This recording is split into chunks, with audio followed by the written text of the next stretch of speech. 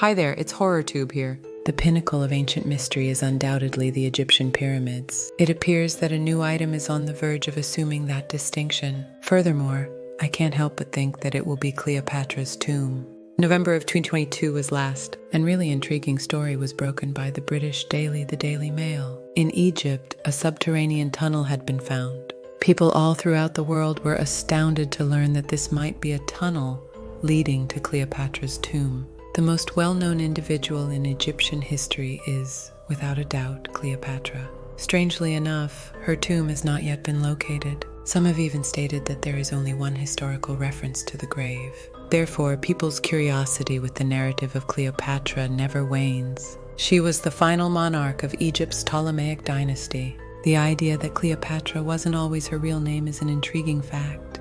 Ptolemy was the name of the male emperor of Egypt, and Cleopatra was the name of the female monarch. To put it another way, she was actually the 7th queen of Egypt. To be more precise, she was Cleopatra the 7th, but for the purposes of simplicity, we'll just refer to her as Cleopatra. The tomb of Cleopatra, which archaeologists are keen to find.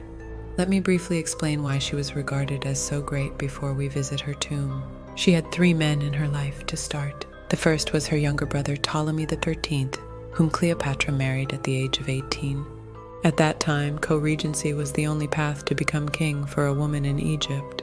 Thus, Cleopatra was abusing her brother's position of authority as king. She was a woman with ambition. She was ultimately driven from power due to a subtle power struggle between her brother and husband, even though they shared co-rulership. Julius Caesar, the Roman emperor, becomes involved in this. He was Cleopatra's second husband. We address him as Emperor Caesar. Being the most influential man in Rome, Cleopatra seizes the chance when she learns that he is traveling to Egypt.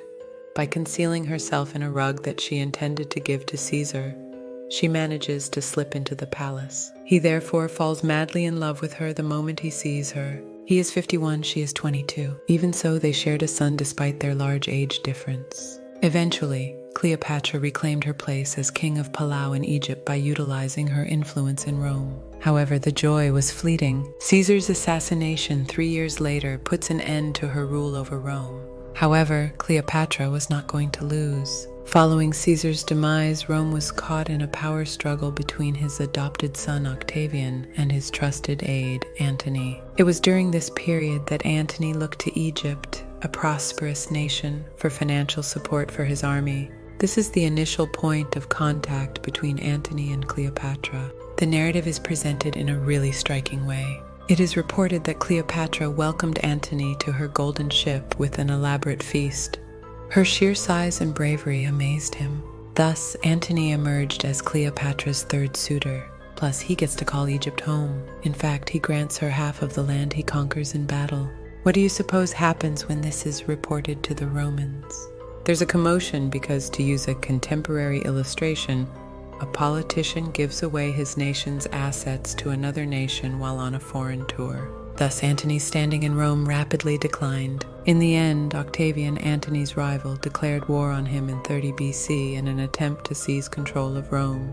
Herein lies the renowned Actium naval engagement. After losing, Antony passes away. Cleopatra decided to accompany him to his grave after learning of the news. That's all the information we have about the extraordinary life of Cleopatra.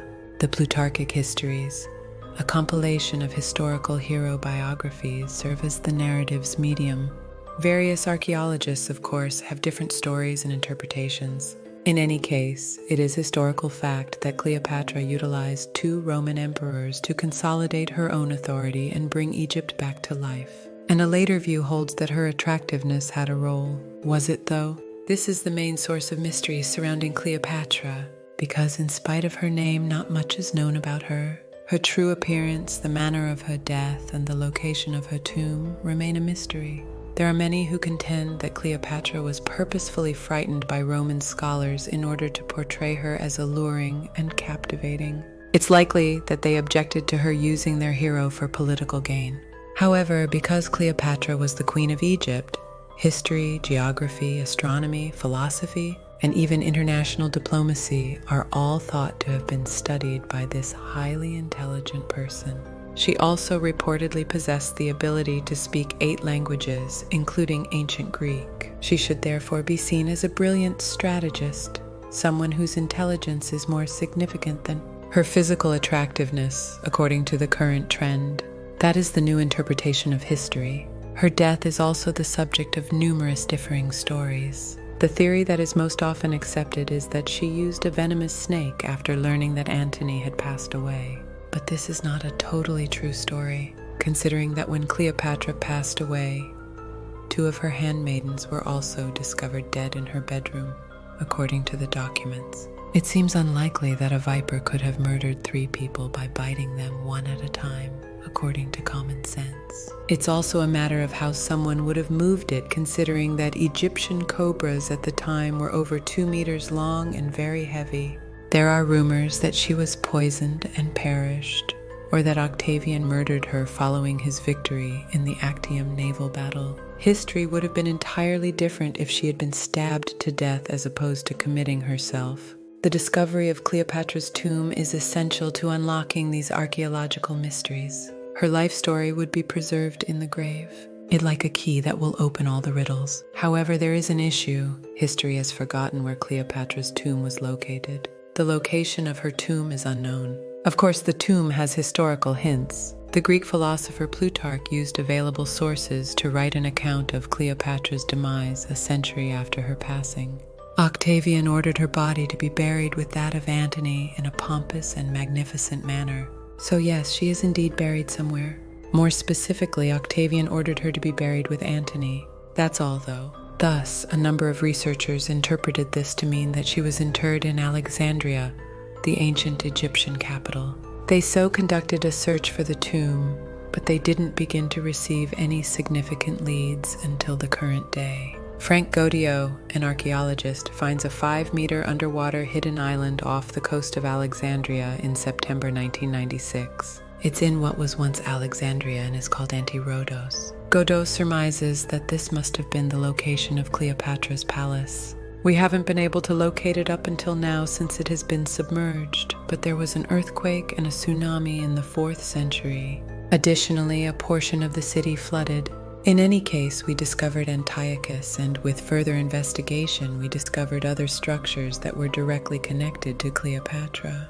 There is an incomplete palace that Cleopatra constructed for Antony, a temple said to have been erected by her, a granite statue of Caesarion, Cleopatra's son, and so on.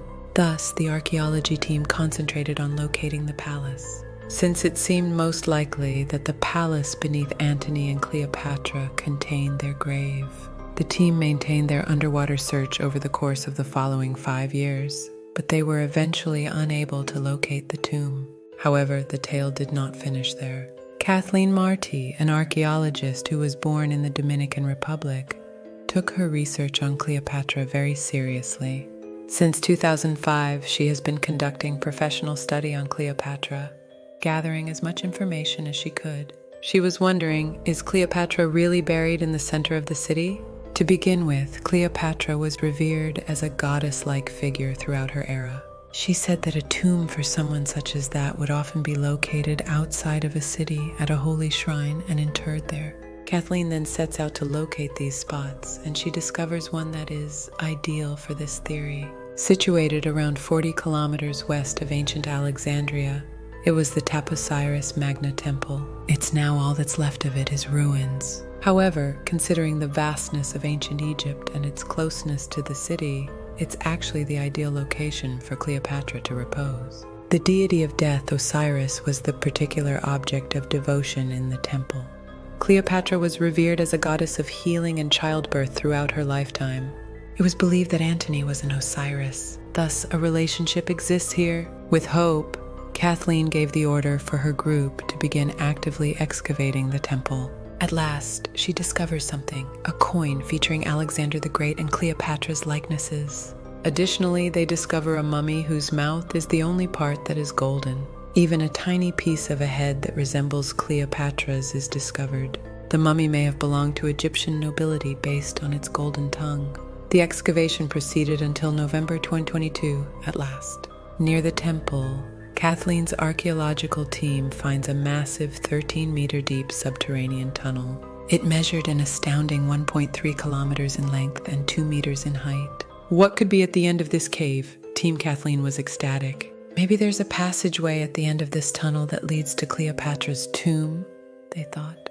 Here's the catch, though. It was harder than they had imagined to explore the tunnel. Additionally, a portion of the tunnel is beneath the Mediterranean Sea. You would therefore have to go underwater, which is never simple in order to continue investigating. So to this day, Kathleen's archaeological team is working with the Egyptian authorities to get closer to Cleopatra's tomb, little by bit. A lot of archaeologists are eager to see what discoveries will be made in the next years. How can you bury the mummy of royalty in the basement of a temple? Some people inquire. Contemplate it. Pyramids are the focal point of ancient Egypt, and the majority of pharaohs are interred within their own pyramids. Cleopatra would therefore be inside her own pyramid. The most plausible argument on this is that she was buried beneath a temple and never had a chance to construct her own pyramid due to her abrupt death. Above all, Cleopatra was the greatest lover of Egypt, and she skillfully handled a situation in which her nation's future was in jeopardy. Her political astuteness and knowledge, more than her beauty, won her the favor of Rome's decision-makers. Rome needed money at the time, and Egypt wanted Roman soldiers. It was a tactic that benefited both parties, and Cleopatra took advantage of the situation. What was her last public appearance prior to her passing? The greatest archaeological discovery of the 21st century would be the discovery of Cleopatra's tomb, if it were ever found. Does Cleopatra actually sleep at the end of a massive tunnel beneath the temple dedicated to the god of death in ancient Egypt? Or has she hidden a palace somewhere that we haven't yet found? That's HorrorTube so far. Thank you.